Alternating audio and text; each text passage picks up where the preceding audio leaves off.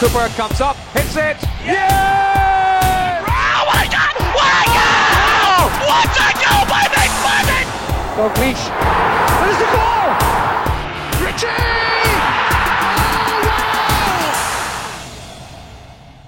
Hello, I'm Mark Benstead, and this is the official Scotland podcast. This is episode 3 of the show that comes to you from within the Scotland camp. We are once again at the Team Hotel, Marhall, just west of Glasgow, and the focus today is all on Slovenia. Forget the Canada game, that no longer matters. It's all about what happens at Hampden on a Sunday night. A win could reinvigorate Scotland's qualification campaign to make it to the World Cup in Russia in 2018. And my guests for this episode are once again Danny Cause of the Talking Boars podcast. He's a sucker for punishment. He can't stay away from us. Gordon Duncan of Clyde One's Super Scoreboard, and a man who has just hit 25 caps for his country, Ikechi Anya. Guys, thanks for joining us. Thanks for taking the time to speak with us in the build-up to this massive game. Ketch, let's start with you. First and foremost, reaching 25 caps. Let's start with that. How proud are you of that achievement? Yeah, I think that's the right word you used there. Immensely proud. You know, I still remember getting my first call up, being at Watford. Gianfranco Zola pulled me, said, you know, Gordon Strachan's interested. Would you like to take this phone call? And, you know, obviously I was delighted. And then to be pulled up, obviously when you first get into the squad, you don't really have any expectations of playing. But, you know, I was fortunate enough to, I still remember it was like yesterday, I came on against Belgium. And then a couple of days later, you know, obviously I had my first start against Macedonia and managed to score. So, you know, from that sort of start in 2013 to the present day, you know, I just feel grateful and immensely proud to have reached 25. I never thought it'd happen. How much do you enjoy being part of this squad? It seems to come across in your face whenever you speak about playing for Scotland, about being part of the group, that it's something that means a lot to you. But what is it like when you get the phone call to know you're back in the group again? Yeah, you know, obviously it's massive, and particularly for myself and some other players. You know, the gaffer's been quite low with a few of us. You know, some of us aren't playing so often for our club teams. So, you know, for us to have that sort of unconditional, you know, support from the gaffer that he gives us, keeps you motivated during the season. You know, when you're not playing. Myself personally, when I don't play, I'm always having fights with our sports coach, because I'm always wanting to do more after. Because although it doesn't replicate the being in match form, you need to do what you can to try and keep fit, especially when it comes to the international games, because, you know, you want to do what you can to try and help out the team. Okay, it goes without saying, it's a huge weekend for Scotland coming up. Massive game on a Sunday. We talk about the Group F table, and Gordon, at the moment it doesn't perhaps make pleasant reading, with Scotland find themselves just above bottom place Malta at the moment, only 4 points on the board. But are we guilty a little bit sometimes of getting too carried away? We're only 4 games into our qualification campaign. Sometimes we read too much into things and hit the panic button too soon. Yeah, I think it's only fair to acknowledge that it certainly doesn't look good at the moment when you see the points total of 4 and you see teams like Lithuania above you and Slovenia already more than one victory away from you, so to speak. You know, people are bound to get a bit disappointed, but we listen to guys like Ikechi and players at all levels and all clubs week in, week out, telling us how important, you know, momentum and confidence is, and those things can shift very, very quickly. That's not a lie that these guys tell, I don't think. So a win on Sunday, up to 7 points, all of a sudden there's a feel-good factor again. We know that fixtures that are around the corner are going to get everyone excited anyway, and I think by getting those 3 points, everyone will be flying again, and things can turn around very quickly. Yeah, and Danny, if we're looking for kind of signs of positivity, you know, Scotland are home to both Slovenia and Slovakia before the end of the campaign. Slovenia and Slovakia both need to go away to England, which is, you know, playing devil's advocate, probably the toughest game in the group. Scotland have got that out of the way already. So there are reasons to look ahead and think, well, maybe the landscape could change given time. Absolutely. The other thing as well is that 4 of the last 5 games are at home. And I know we kind of said before the podcast, I think Scotland, regardless of form, regardless of what's gone before, Scotland at home against anyone is a prospect that any team won't relish, even England, particularly England in fact. I don't think we can really look much further than Sunday. I think we have to get the win on Sunday. I'm confident we will, and once we do it, I think, as Gordon quite rightly hits the nail on the head, like Ketchy will know a bit better than all of us, but that can change the whole momentum, that can change the whole mindset really, and you know, hopefully springboards into the game in June. Scotland have won 4 of the last 10 home qualifiers, albeit a couple of those were away from Hampden because of the Commonwealth Games. Why do you think Danny, that Hampden hasn't quite been the fortress it once was? Because it was a time when that was the place where Scotland would pin getting the points on. I know, I was thinking about this recently, and it's hard to put your finger on it. It's really tough. I mean, even think back to the Ireland game in the last that was at Parkhead. So, I don't know. It is tough to put your finger on, but I've no doubt I've been to Hampden recently for games, and it still can be an intimidating atmosphere for travelling teams. And Slovenia, they'll have a lot of good operators. They're a good team, but they're by no means world beaters. We should be going to Hampden with the crowd behind us, and we should be looking to get the win. Yeah, Ketch, in terms of Hampden and playing there and the feel of walking out at the stadium and being part of that kind of atmosphere, can it be something that the players can use as an advantage if the crowd are behind them and giving them that kind of extra support? Yeah, definitely so. I think our fans, are amazing. Especially, for me personally, Hampden will always be special to me because that was where I had my debut. So that's good. I think if we get the crowd, jumping, making lots of noise, we can sort of intimidate Slovenia, and with the crowd on our side, that's like a 12th man, and we can play aggressively, we can attack from the start, and hopefully put in a very good performance. Yeah, that's going to be crucial, isn't it? That home form and making that run of games that looks like an advantage on paper, an advantage in reality, Gordon. Yeah, absolutely. I think particularly the Lithuania game was the real disappointment. You talk about that record at Hampden, you can look into that and say, well, Germany are probably in the last 10 home qualifiers, Poland as well, on a night we actually did quite well, and it all fell apart elsewhere. It wouldn't even have really mattered what happened at Hampden that night. But I think in terms of getting a fast start in the game's key as well. When you're playing at home, we already know that the crowd are bound to be a little bit nervous about the way things are going. And if you get off to a bad start, then of course that can weigh heavily on you. Flip that on its head, look for the positives. You start quickly, the crowd gets up, all of a sudden everyone believes in what you're doing, everyone believes we can go on and win the game, and then I think that's when you can really make your advantage count. Yeah, that's something that Russell Martin spoke about when he spoke to the media in the build-up to this game. Here's what the Norwich defender had to say. I think we just didn't start the game as well as we would have liked, and I think that was his most important thing, that after that we couldn't really get going, couldn't really get into a groove as a team and set the tempo as we wanted to.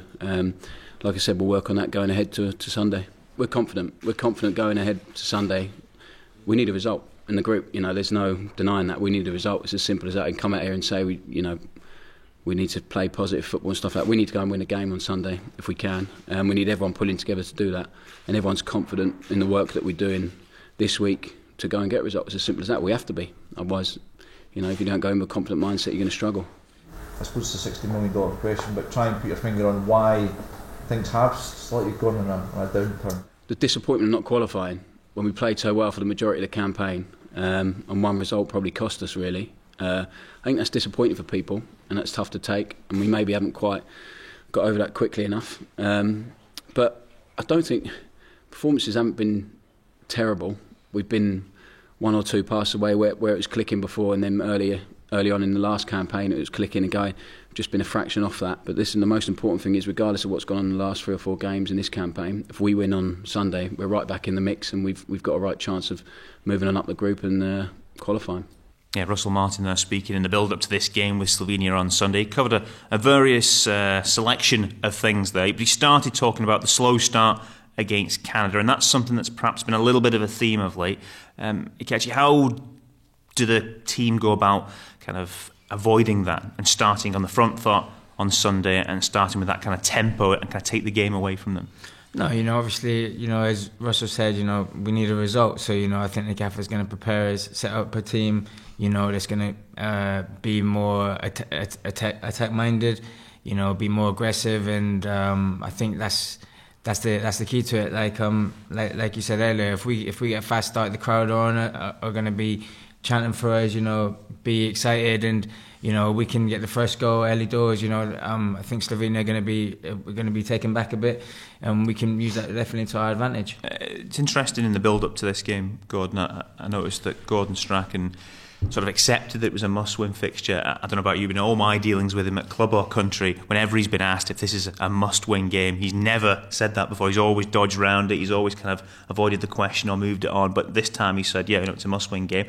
Why do you think he's done that in this instance? That is always an interesting dynamic we have to work with in the press. You're asking managers all the time, is this a must-win game? And rarely do they admit that it is a must-win game. I think the harsh reality is, because we are where we are and it's got to that stage, there's a serious level of apathy built up from not so much the failure to qualify, but that was obviously a huge factor. Then what's happened since, I don't like to use the word, but a bit of negativity around the way results have been at the start of this campaign. Even the friendly the other night, you don't want to read too much into it, but it just didn't help matters. And I just think because it's undeniable now that it's must win, and also then Gordon's been in the game a long time. He'll be looking at that and perhaps using it as a motivating tool for the guys and letting them know that it's a must-win game. If he says it publicly, then there's no doubt about it. We know he might say different things in the dressing room, but I'm sure that on this occasion he'll be telling us it's must-win, and he'll be telling the players that as well. Yeah, it's a huge match on Sunday. Interesting with Slovenia, they don't score a lot of goals. Looking at the recent games, I think the last 6 games, they've never scored more than one goal, except in one game. That was against Lithuania. It took a 93rd minute equaliser by their captain Cesar. So they don't score a lot. They don't give a lot away though. So they're very tight at the back, and they managed to take 4 points from their games against England and Slovakia. So that kind of focuses things, doesn't it, Ketch? How crucial this game could be. Because if you could take 3 points off them, then it does kind of rebalance things out a little bit. Yeah, definitely. Like you said there, they don't give too much away, but they don't. By the sounds of it, they don't create too much either. So the onus is on us. We're at home. We're going to have to. That's why I think it's going to be mightily important that we get the first goal early doors, because then that might have to affect their game plan, because they're going to have to maybe open up a bit, and then that's when the likes of, well, we don't know the team yet, but we've got good individual, we've got good players who can beat players one-on-one. That's when they'll get more space to exploit their fullbacks, or if the centre backs get drawn out. So I think. Like you say, if we can just get that first goal, the crowd, everything will be in our favour. Yeah, looking through the squad, there aren't a host of standout names. I think Joseph Ilicic of Fiorentina is probably the main man. He's sort of an attacking midfielder, a forward player. Quite a good sort of 10 goals a season level at club level, but not prolific internationally. Beyond that, there's not a lot of goals in the side, which I guess on the one hand Gordon suggests that they're not going to threaten too much, but also their game is built on being solid at the back and having a very good goalkeeper as well. Well, absolutely. I was just going to say, I often get nightmares when you're coming up against a team that arguably their best player is their goalkeeper. Jan Oblack's been outstanding for Atletico Madrid. We saw in the Champions League last week, he became a bit of an internet sensation, an outrageous double save that he pulled off. So you're just hoping it's not going to be one of those nights where Scotland are on top and creating, and this guy's having the game of his life. So they certainly build from the back. He's there as the last line of defence, then the guys in front of him. So it's going to be, perhaps then we speak about a fast start, but perhaps it could be a night for patience, knowing that these guys are going to be difficult to break down, and we just have to keep everything crossed that Scotland can do it. Yeah, but we know, Danny, that they're a good side. They made it to the playoffs for the Euros, lost to Ukraine in both legs of that playoff tie. They've done well in the previous campaigns and come close as well. They made it, the World Cup 2010. They finished third in that group behind the USA and England in that instance. So there's a little bit of pedigree for what is a relatively small country and a small pool of players. Definitely, you touched upon it earlier. They've given, we've seen firsthand how they've given England in the last couple of campaigns some really tough games. So look, we're under no illusions. It will be a tough game, one of the toughest games in the group, but at home in particular, I know we have to win it, but you would want to win it anyway. You'd want to go in thinking, look, this is a game we should be winning, really. And to be honest, I'm actually quite confident. I know Gordon's quite right saying that there's been the friendly the other night to start with, but there's been a few results that don't get you going. But I'm really confident going into the game. I think, look at our squad, it's really healthy, particularly in midfield, and look, I think we'll get the result. Ketch, give us a bit of insight then in terms of the preparation from this point in for a game. So you'll get into a qualifier. You've had the friendly game out of the way, but a qualifier coming up.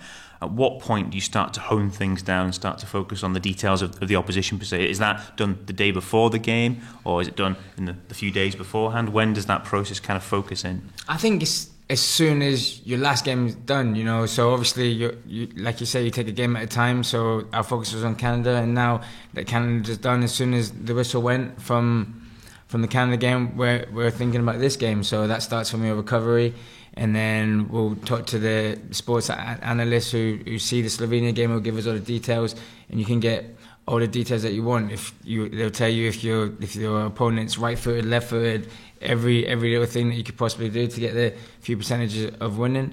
And then a couple of days before the game, you'll start thinking about your team shape and what you want to try and achieve in the game, and from then on, you try and just be as sharp training wise and get ready for the game. It's brilliant. The level of detail in football these days is incredible. It's moved on leaps and bounds, even in my time in the sport. In terms of from you personally, how much information do you like? Do you like to go and know what foot they are, how often they like to cut back if you're up against someone, or do you not like to be overloaded by too much information? Yeah, I think it works.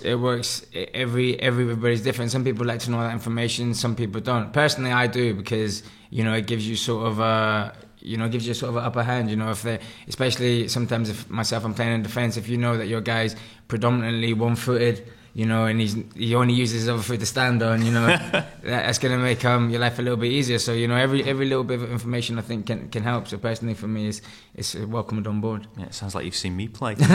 In terms of your involvement in the squad, do you accept that you're kind of almost like one of the kind of fan favourites a little bit, that the supporters seem to have really taken to you since you became part of the group, and when you play it tends to lift everyone? Are you aware of that kind of popularity, for want of a better word, amongst the fans? No, I think personally I have a good relationship with the fans, but I think they just see in me, a hard worker. I'm not the most talented, I'm not the most anything, but I work hard. I put the team before myself.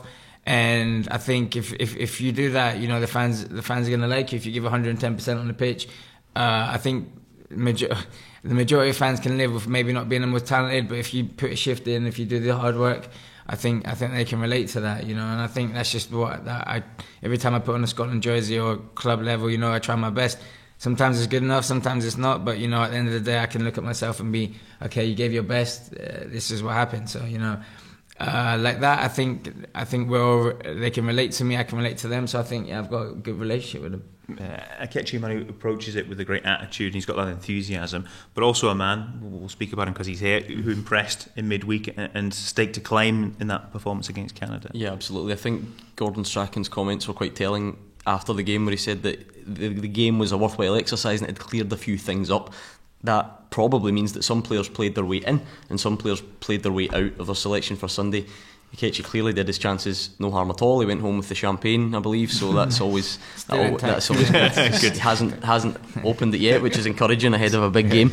It's under the table now. Because listen, at any level of football, I think, but particularly international football, you're looking for pace. It's just so important. Some guys are blessed with it, some guys aren't, and you're trying to look at everyone's strengths and fit them in. So naturally, that gives Akechi a great advantage over some of his teammates, that he's very quick, and we saw that the other night. And if perhaps if the wider players further up the field aren't firing, it allows you to play with a narrower midfield and allow these guys to bomb on as well. So I think I'd be amazed if he doesn't play on Sunday, and a lot of that is not only to do with the performances he's put in the past, but again on Wednesday at Easter Road. Yeah, and the theme that's been consistent all through this week, Danny, is the idea of playing players who are in good form, who are feeling good about themselves. It's something Mark McGee spoke about this week. It's something Gordon Strachan spoke about, and that kind of brings us on to that kind of Celtic group of guys who are all playing so well at club level. There's an argument there that Stuart Armstrong might get his go, James Forrest might be included, obviously Scott Brown we expect will play,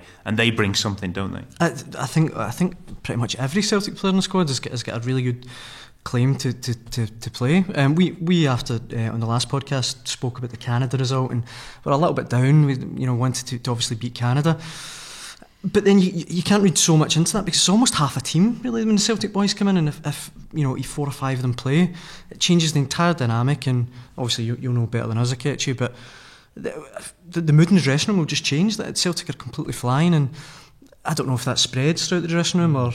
Definitely. You can see the guys met up with us we met up on Sunday, they came Monday because I think they had a game, and you could just see, obviously they're buzzing. You saw Russell Martin talk about, they're just exuding confidence, and hopefully they can spread that, whichever ones be picked, whether it be some of them, all of them, none of them, they can spread that amongst the team. Yeah, as Gordon touched on at the top of the podcast, momentum is a big thing, confidence is a big thing in football.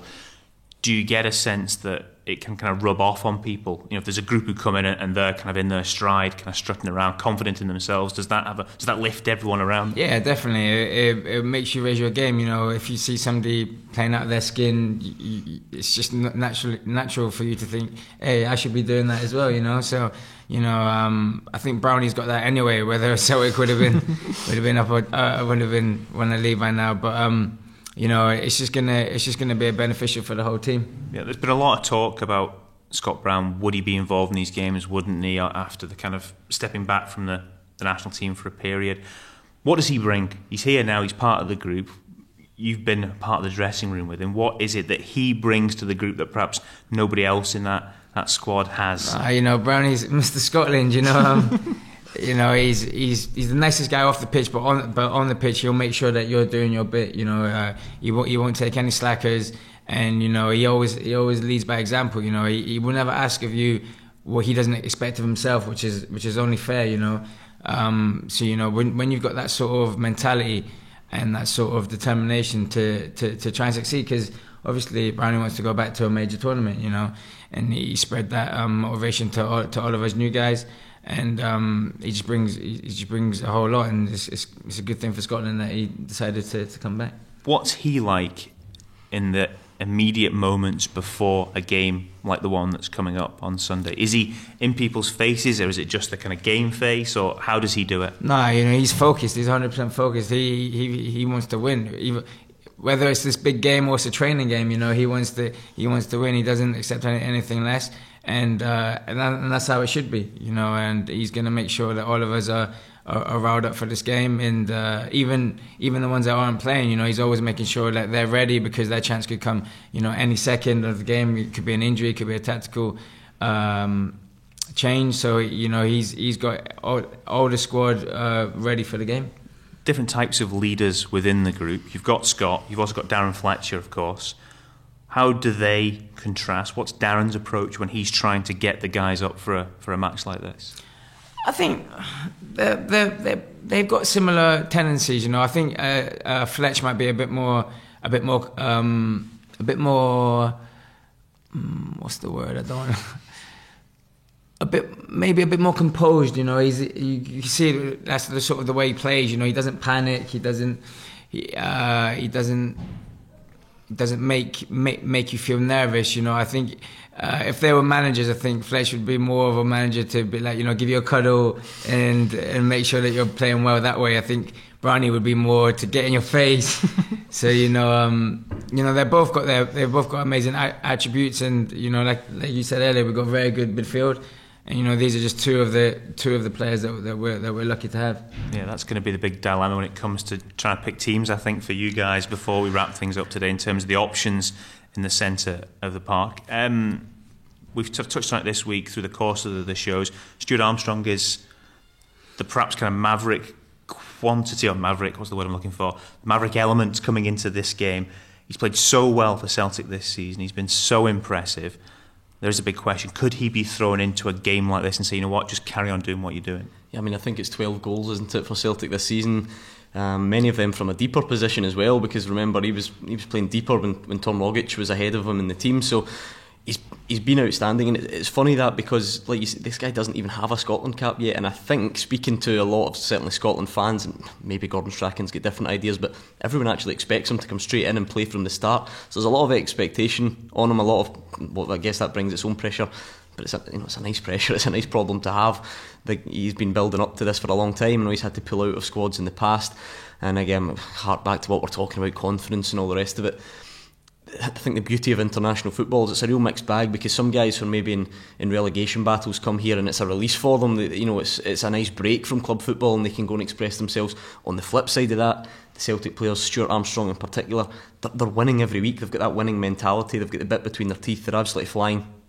And I would actually be quite surprised now if he didn't come straight into the team, which is quite something to come straight in and make your debut in what we've already discussed as a must-win game. But it's a testament to the way he's played. He's been fantastic. Yeah, that's probably testament to just exactly how well he has been playing, and he's managed to convince everyone that he could come in, and people are having kind of umming and ahhing about it. Most people are, to a man or to a woman, saying, yeah, play him, give him a go. Definitely. I've think if you polled 9 out of 10 fans or whatever, they would want him in.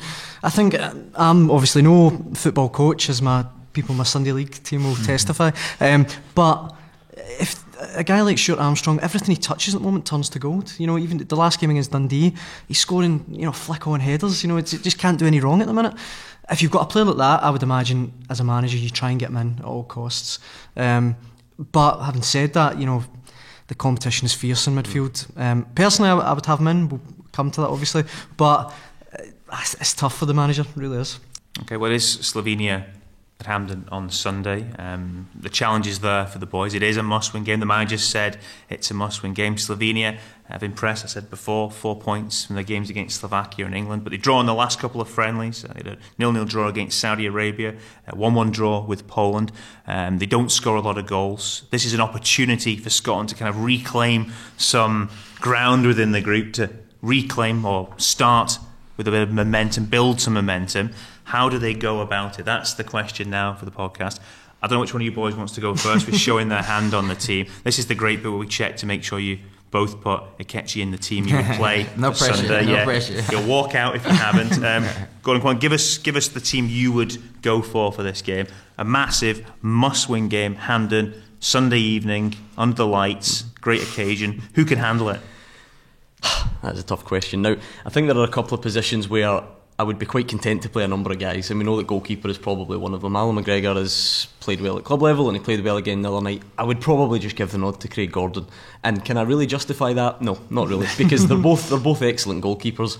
They've both shown that in the past. They've both shown it at club level, and they've both shown it at international level. So we'll get Craig Gordon in, and we'll get out of the way. Actually, I'm relatively comfortable with the rest of the back four. I think it's an easy enough decision. I think Akechi, and I'm not just saying that because he's sitting there, has done well in the past and did well the other night, so in at right back for him. Centre back, let's not beat around the bush. It's an issue, a position should I say, where the fans certainly have much debate and don't feel that we're blessed with great strength. That's just where we are. I like Russell Martin, and probably alongside Charlie Mulgrew. It's good to see him back playing. He's been a man of many positions in the past, but he's been playing for Blackburn, so Russell Martin and Charlie Mulgrew. And again, what a lovely problem to have at left back. An honourable mention to Lee Wallace for the way he performed at Wembley, because I thought he was excellent. Perhaps a more difficult game the other night, and out of the other two, what a nice choice to have. I think Kieran Tierney edges it for me for a couple of reasons. I think he'll put absolutely everything on the line to defend, as well as being a good threat going forward, and he's also got that whole confidence and winning mentality thing that Celtic boys have. So Kieran Tierney in at left back. Hopefully I'm not rabbiting on too much about these. I'm trying to justify them in my own head. I like the fact you're holding it off till you get to the difficult part now, because there's so many players in the middle of the park to try and fit in. And that's the thing. I think not only are there so many, there are all so many of a similar ability, but all with very different strengths. I think you could probably ask 10 people and they'll come up with 10 different midfields, and Gordon Strachan will have his own ideas in this. This is really, really difficult, so I'll just put my neck on the line. I'll go for Scott Brown in there. He's going to have the captain's armband on, because perhaps most controversial call, that means no place for Darren Fletcher, which I feel a bit dirty saying that. A guy who's big call. I know, a guy who's achieved what he's achieved at club level and played the number of times he has for Scotland. I'm not entirely sure why, but there's just something that feels right about Scott Brown being in there. And actually, I like James Morrison. I think we perhaps forget, because he had the spell out of the team due to injury.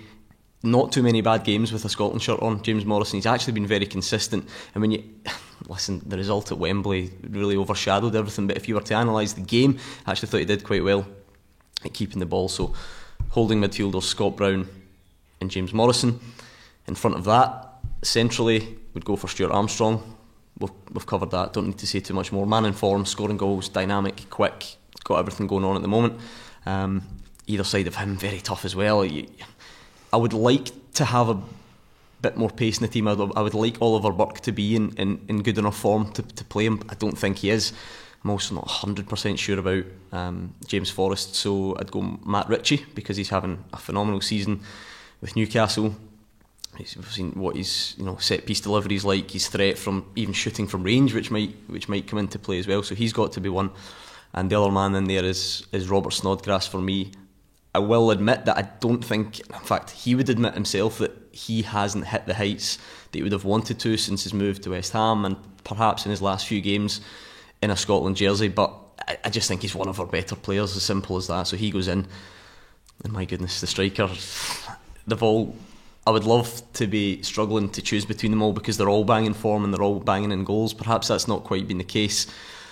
A few months ago, I think Lee Griffiths would have been nailed on, but now he's sitting on the bench all the time.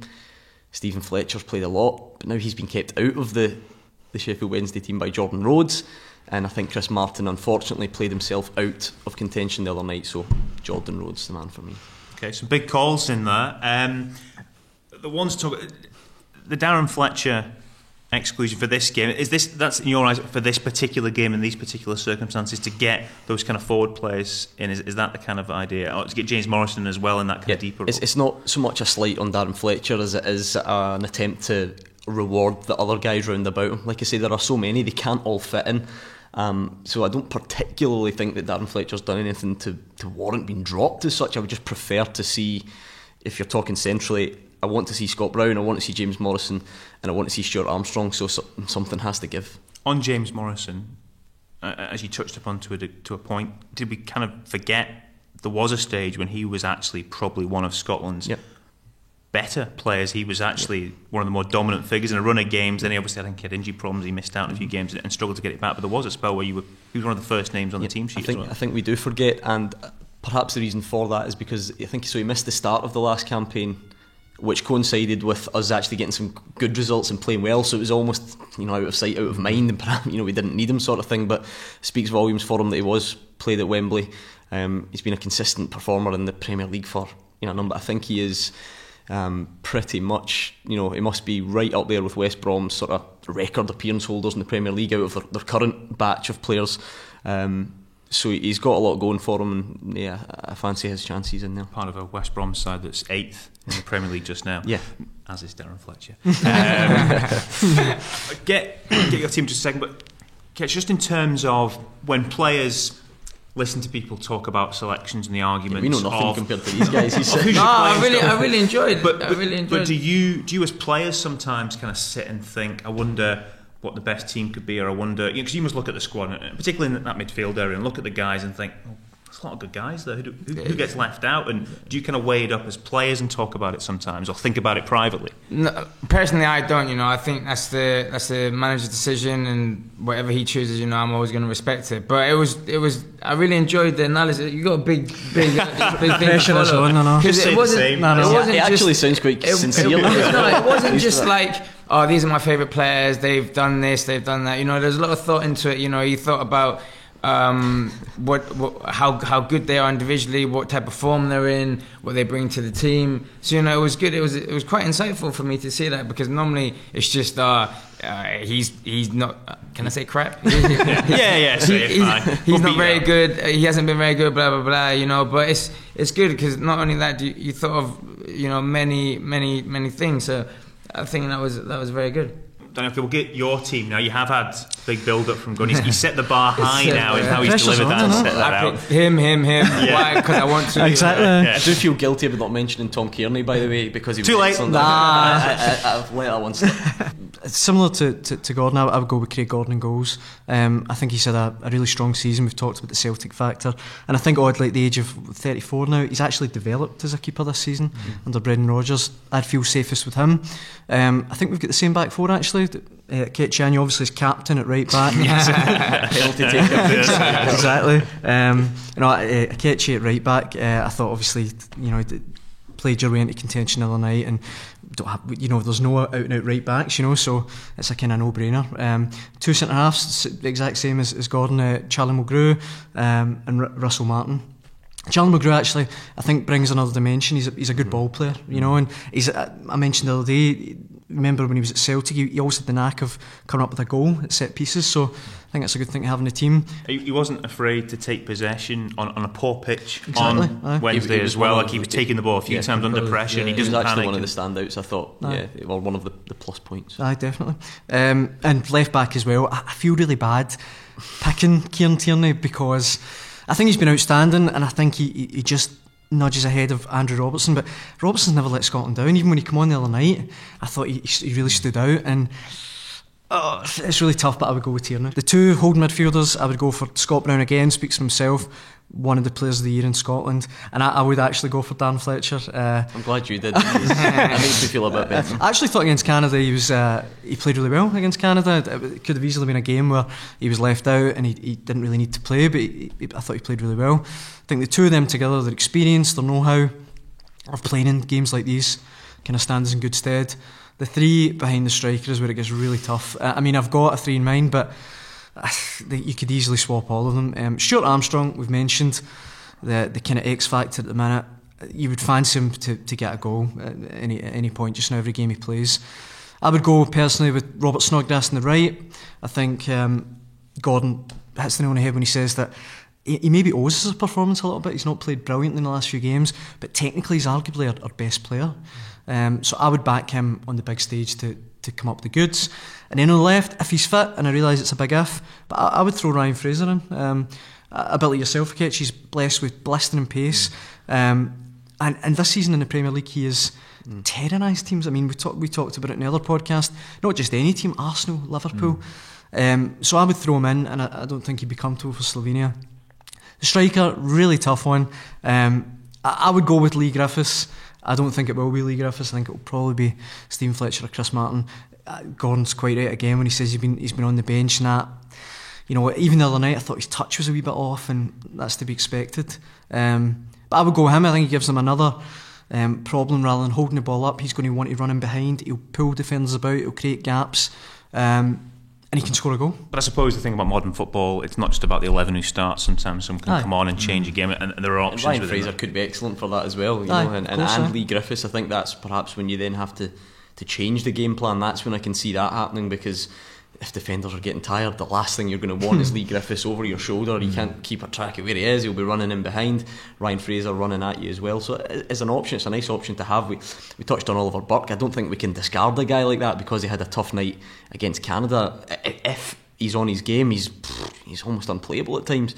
Just isn't happening often enough for him at the moment. But yeah, nice problem to have. Right. Okay, I'm going to wrap things up then. Now the boys have given us the teams. Credit to both of you for putting your necks on the block there, especially with you did well. You had pressure. He didn't have pressure. Exactly. He set the bar high initially. So you valiant effort. It was, and well thought out arguments. And I think also it underlines that there are options there. You know, there's been a bit of doom and gloom because of the way things have gone in terms of the position in the group and the table. It doesn't look good, but actually when you dig a little bit deeper, there is potential there for things to improve, and also the squad there has got good guys and who can potentially deliver on Sunday.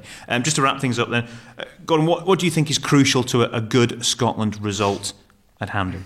A quick start, or a solid start, should I say. I don't think we have to go 1-0 up within 5 minutes, but a solid start to get the players believing in themselves and the fans believing in the players. Football, in many ways, we try and complicate it. That's probably what this is all about us.